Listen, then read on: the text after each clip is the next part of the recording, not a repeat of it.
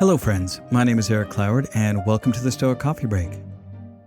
The Stoic Coffee Break is a weekly podcast where I take an aspect of Stoicism and I break it down to its most important points. I do my best to talk about how we can apply this into our daily lives. I share my experiences, both my successes and my failures, and hope that you can learn something from them, all within the space of a coffee break. This week's episode is called Two Sides of the Same Coin. Epictetus said, "Some things are within our power, while others are not.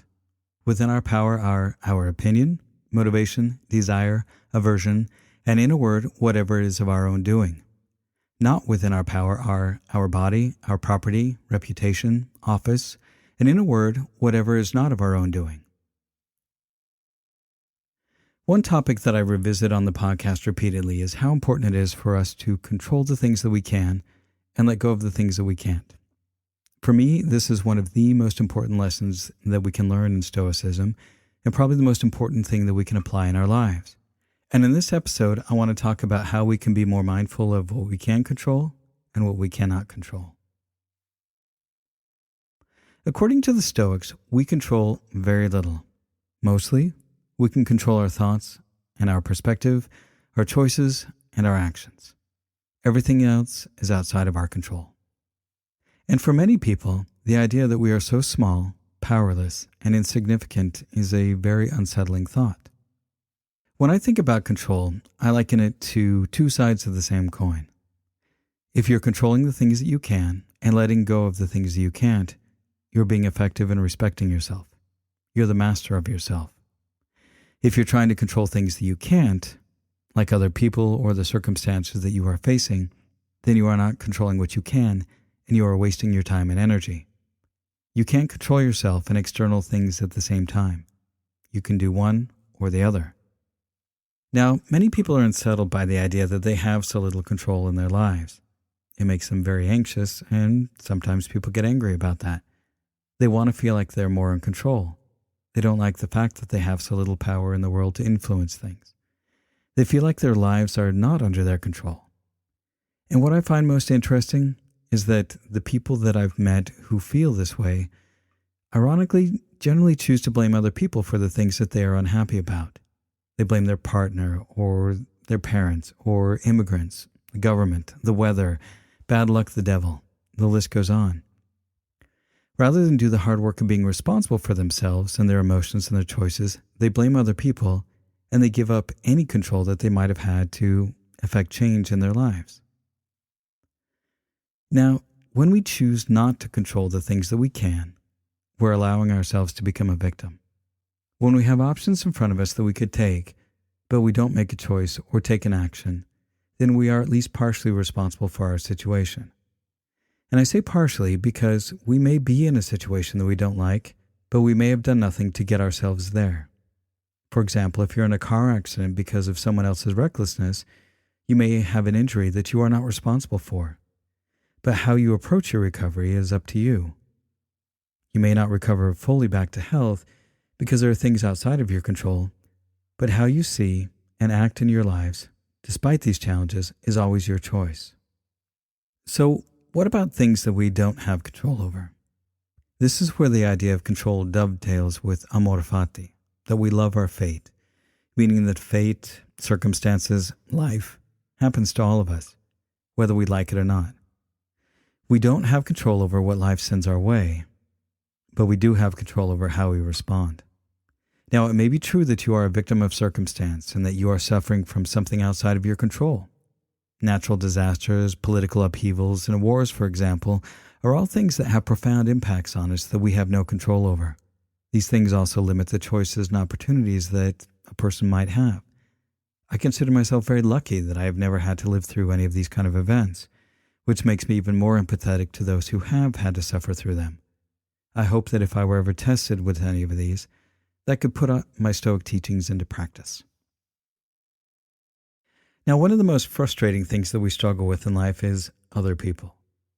If other people just acted the way that we wanted, then life would be so much easier. But that's the thing. They never do. And as much as we may want, people are never going to act exactly the way that we want them to. When we learn to let go of trying to control other people and their thoughts and actions, and focus on showing up in the world in the way that we want to, then we can let go of what other people do or think. We can focus on what we do and think. We can make our choices and take actions that are in line with our values, regardless of what other people are doing. And we can be the person who we want to be, no matter what is happening around us. Epictetus said, "The chief task in life is simply this, to identify and separate matters so that I can clearly say to myself which are externals not under my control and which have to do with the choices I actually control. Where then do I look for good and evil? Not to uncontrollable externals, but within myself to the choices that are my own." Since we have so little that we control, what can we do to maximize our influence?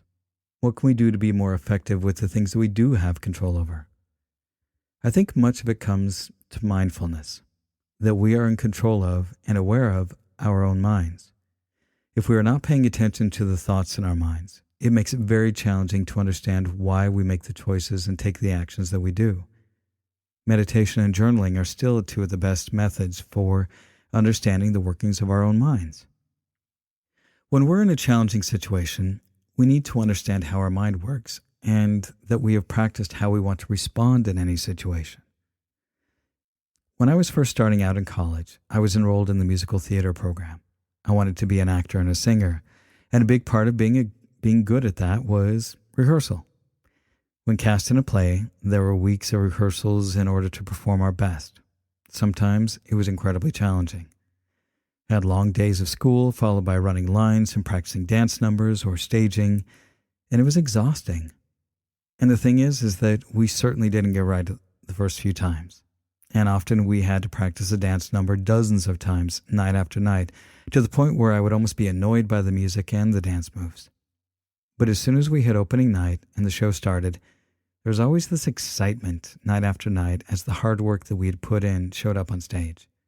And even then, each performance got a little better.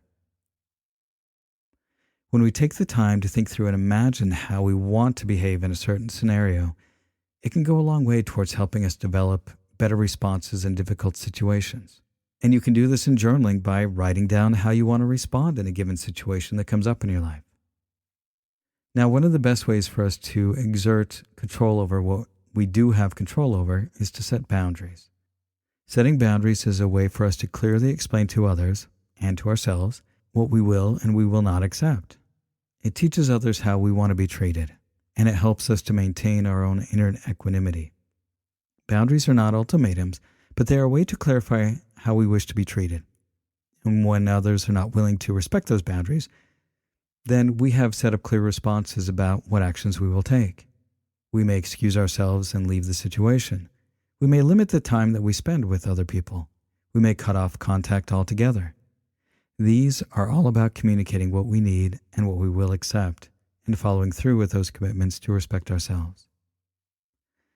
Now, another way that we can be better about controlling the things that we have control over is to be clear about our values and the kind of person that we want to be. This makes it easier for us to show up in the world the way that we want to.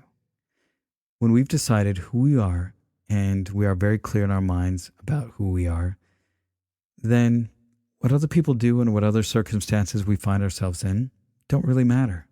We are who we want to be. We uphold those values and we stand by our principles regardless of what others do.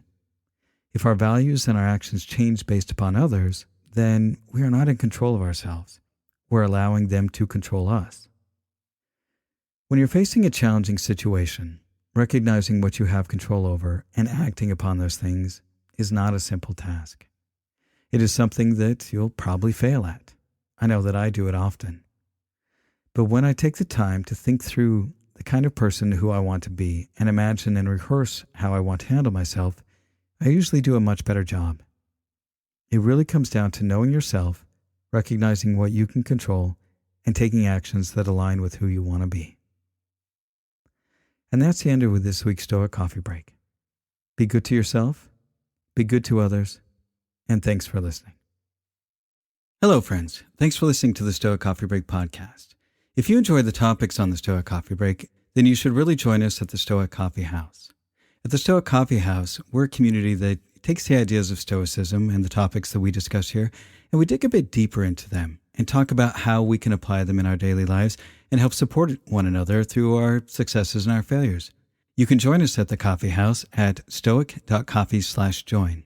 Again, that's stoic.coffee/join, and I'll see you in the house.